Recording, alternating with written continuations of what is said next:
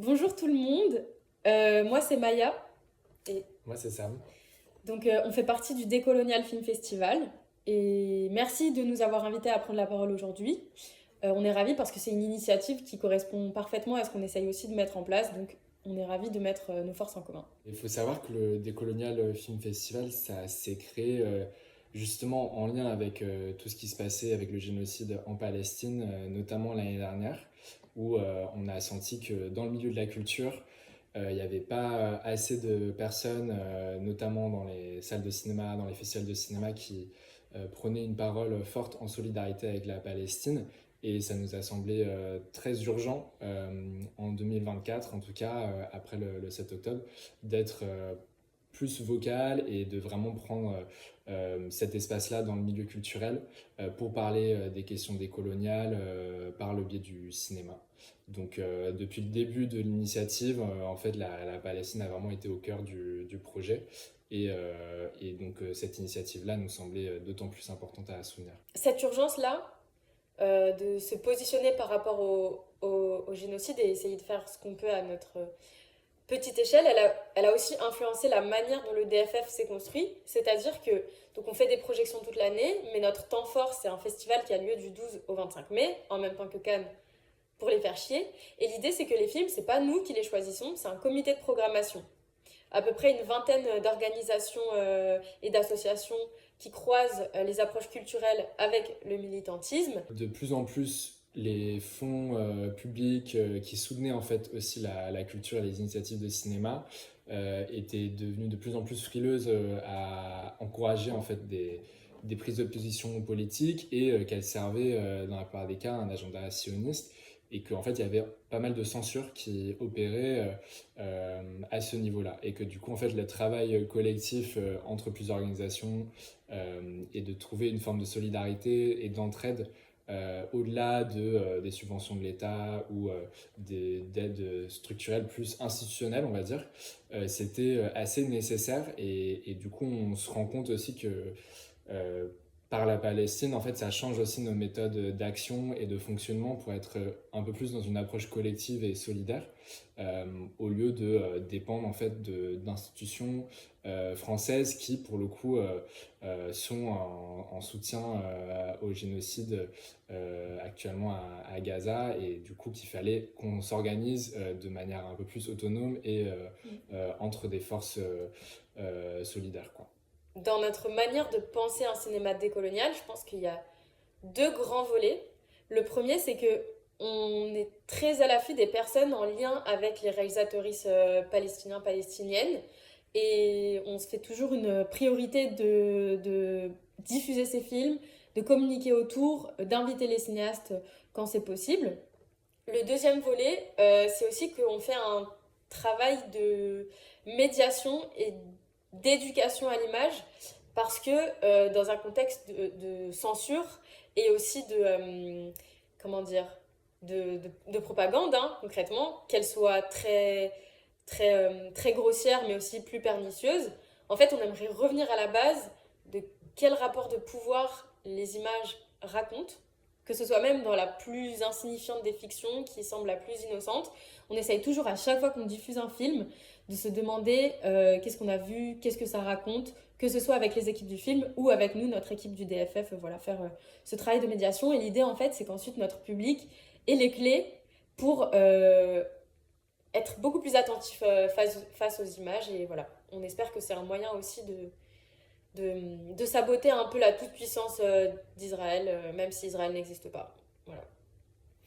Ouais, parce qu'on a vraiment conscience que les actes génocidaires, tous les systèmes militaires de guerre qui sont mis en place par les pouvoirs occidentaux ne peuvent que se faire à travers un large programme de propagande, Ouais. de récits qui vont vouloir justifier cette idéologie guerrière et qu'en fait les images et les histoires qu'on va raconter, ça a un très grand rôle et un impact sur l'opinion publique aussi en fait est-ce que on peut accepter ce genre de violence là et du coup nous notre rôle en tout cas par rapport au festival et les films qu'on essaye de diffuser, c'est une manière de contrer en fait ces discours dominants qui vont vouloir avancer des justifications à travers la propagande de ces actes génocidaires.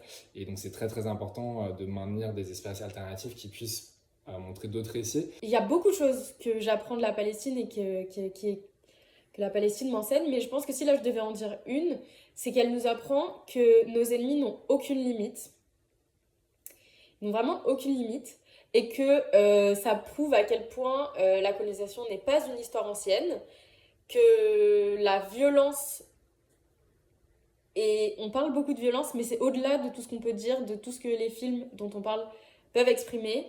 Et la Palestine, c'est le paroxysme de cette violence structurelle qui dure depuis des années, qui continue de ronger nos sociétés et dont on nous rabâche qu'elle n'existe pas, que c'est de la victimisation, etc.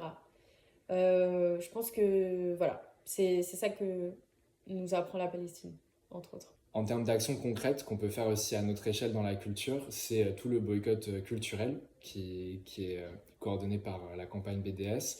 Et on trouve que les espaces de culture et de cinéma sont vraiment à cibler pour ça. Et du coup, nous, on encourage en fait, nous aussi, notre public à prendre ça en compte en fait aussi dans ces manières de choisir quel type de lieu, quel type de festival elles vont participer et que ça c'est quelque chose qui peut être concrètement mis en place assez facilement et que c'est des réflexions à avoir constamment dans les méthodes de consommation, les choix qui sont pris par nos spectateuristes et du coup en fait voilà d'aller voir un film c'est pas un acte anodin ou dépolitisé. En fait, nous, on a un rôle, je pense, à notre échelle avec le DFF, de voir à quel point, en fait, aussi, il y a une forme de politisation dans ces types de choix-là. On s'appelle le Décolonial Film Festival. Pour nous, c'est pas le Diversité Film Festival, c'est pas le Diaspora Film Festival, c'est vraiment le Décolonial Film Festival, au sens où le décolonial, ça signifie la transformation radicale de la société. C'est un terme politique, même si on est très attentif aux questions d'esthétique et de poétique. On est d'abord une plateforme militante. Pour nous, c'est intransigeant, c'est indiscutable, voilà, et c'est notre priorité. Et on pense que même si on veut servir aussi de plateforme à d'autres initiatives qui existent déjà, on assume aussi pleinement notre positionnement dans une gauche radicale de rupture. Quelque chose qu'on a constaté aussi avec les autres festivals de cinéma qui touchent aussi en fait beaucoup de spectateuristes, c'est qu'il y a un peu une crainte de s'exprimer politiquement, ou en tout cas il y a un deux poids deux mesures. Donc par exemple, si on pense au Festival de Cannes ou à la Berlinale à Berlin, quand c'était pour parler de l'Ukraine, il n'y avait pas de souci. Mais quand on parle de la Palestine, là tout de suite, il y a une forme de censure qui est mise en place. Et c'était quelque chose qui pour nous était très problématique parce que en fait, les festivals de cinéma sont des très grandes plateformes de diffusion et que le cinéma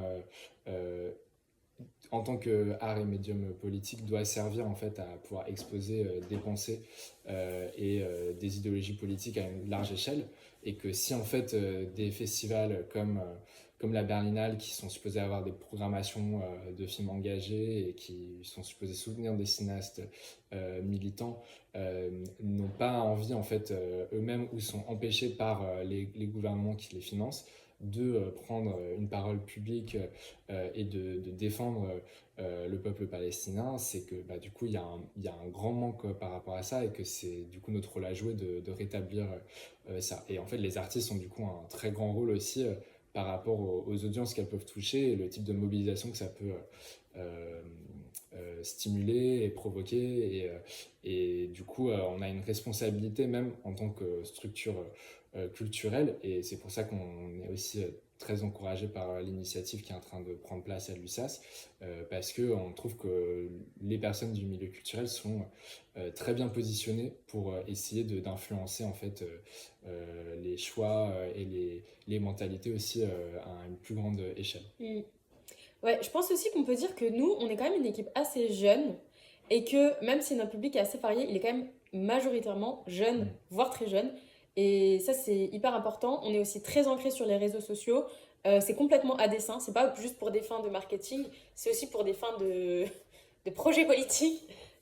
Parce qu'on mise aussi beaucoup sur la masse. Plus on a des followers, et mieux c'est. Pas pour des raisons c'est bon pour l'algorithme, mais pour des raisons de. Ça, c'est des personnes qui sont impliquées à la fois virtuellement, mais aussi qui viennent à nos séances. Et voilà. Et c'est complètement dans la, la perspective d'un projet politique de mobilisation massive qui peut se jouer aussi bien sur les réseaux sociaux chez soi. Ouh, compliqué cette phrase. Et ensuite, quand on fait le move de se déplacer en salle, que là on assiste à un talk, qu'on voit des films, qu'on comprend ce qui s'est joué pendant la séance, etc. C'est un positionnement qu'on assume complètement. Voilà. C'est ça. Et le cinéma étant un art qui est devenu assez élitiste avec des festivals type Cannes, tout ça, Mm. en fait, à la base, est un art très populaire.